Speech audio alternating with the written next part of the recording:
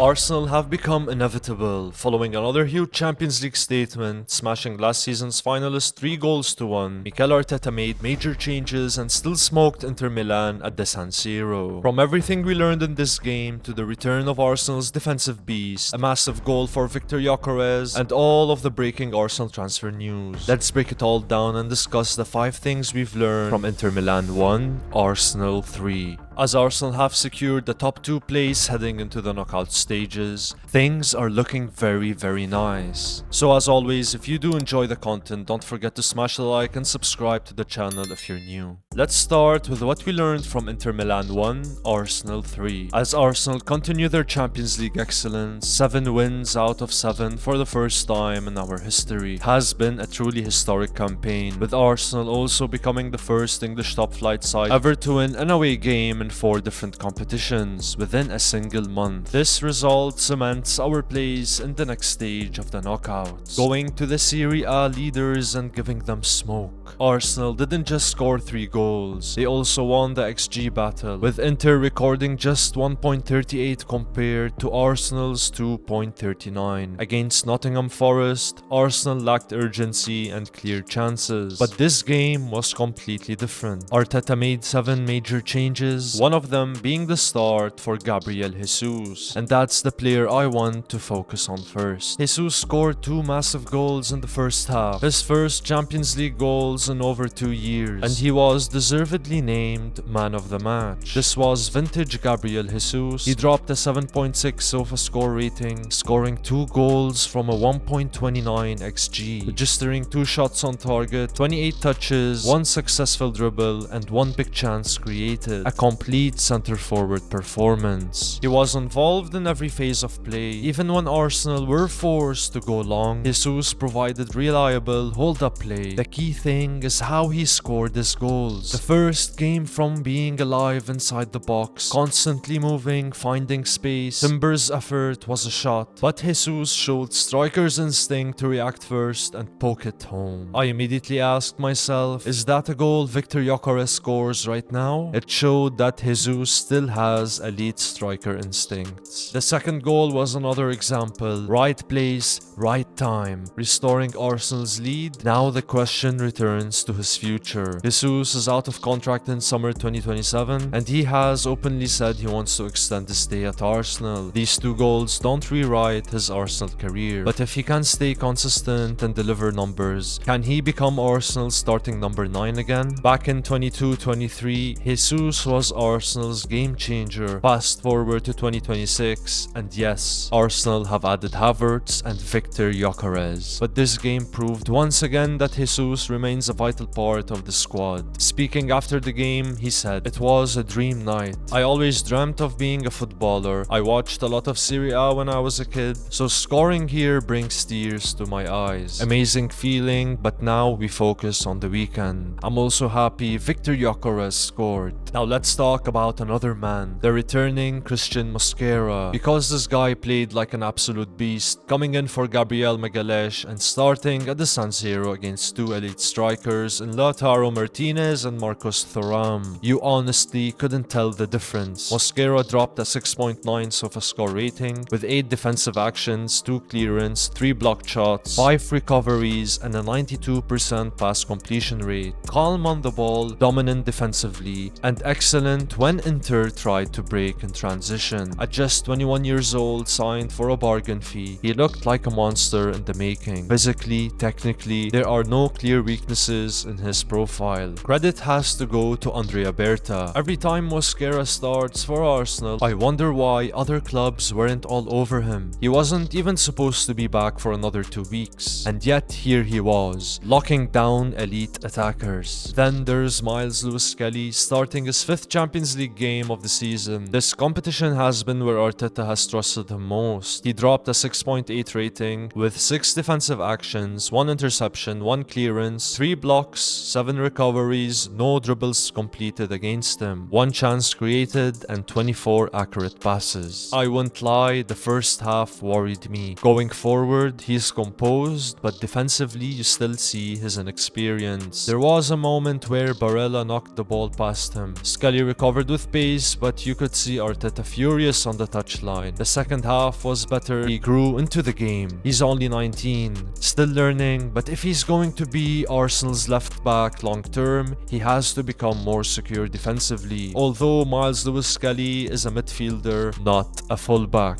Now let's talk about Eberechi Eze. In his first Arsenal start in a while, he dropped a 6.4 rating. No chances created, just 3 accurate passes, 2 shots with 1 on target. It simply wasn't good enough. Starting on the left as a number 8, the exact role Arsenal fans have been calling for, but the game passed him by. Yes, rhythm is an issue, but for a player who arrived with huge hype, you expect more. We've seen flashes, the Tottenham performance, the hat-trick, but overall he's been a shadow of the Crystal Palace player. Arteta has to find way to inject urgency into his game, because right now, whether starting or off the bench, he's not impacting games. Viktor Gyokeres, however, did make an impact. Coming off the bench at the San Siro, he responded to Jesus' brace with a brilliant goal in transition. Found by Martinelli, the ball fell to him outside the box, and we finally saw the elite ball striking Arsenal signed him for. Power, confidence, precision. He came off the bench and posted a 7.7 rating. 1 goal from 2 shots, 1 on target, 8 touches, 2 accurate passes, even for Saka's assist. If Gyokeres' pass wasn't heavy, Saka probably shoots himself, but Victor took his chance instantly. 3 Champions League goals this season, 9 goals in all competitions. Here's the wild stat. Among all Premier League summer signings, only Hugo Ekitike, who has scored 10, has more goals than Gyokeres with 9. Despite the criticism, he's still producing. No, he hasn't hit peak levels consistently, but this goal was huge. Let me ask you this. Do you realize how good we actually are? Winning at the San Siro for the first time in 6,531 days, making 7 changes without Rice, Odegaard or Gabriel, and still dominating the Serie A leaders. 7 Champions League games, 7 wins, 20 goals scored, only 2 conceded, top 2 secured, meaning home advantage in every knockout second leg until the final. Look at the teams Arsenal have beaten. Atletico Madrid, Bayern, Inter. Arsenal have been far more fun to watch in Europe than in the Premier League.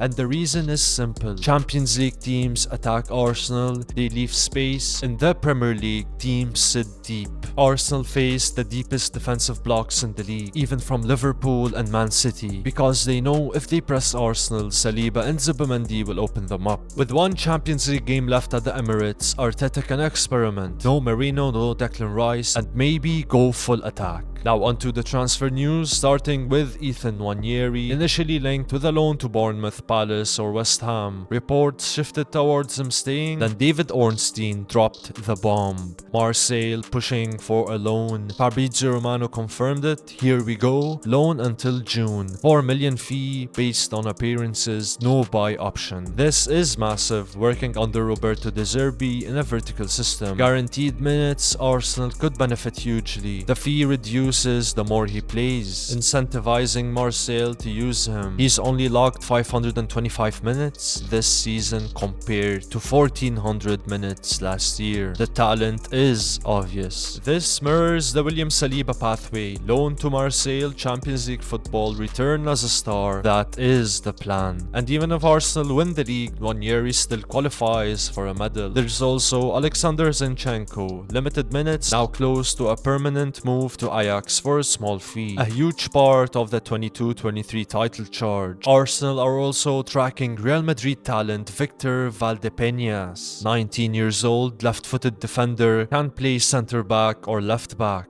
Arteta still wants defensive depth. Finally, Julian Alvarez. His future remains uncertain. Arsenal have long admired him. If he becomes available in 2026, don't rule it out, but it depends on departures, especially Gabriel Jesus. Now focus shifts back to the Premier League. A massive game against Man United. Despite recent draws, Arsenal remains 7 points clear. No team in the league is on a winning run longer than 1 game. The league is brutal. We are are still doing extremely well.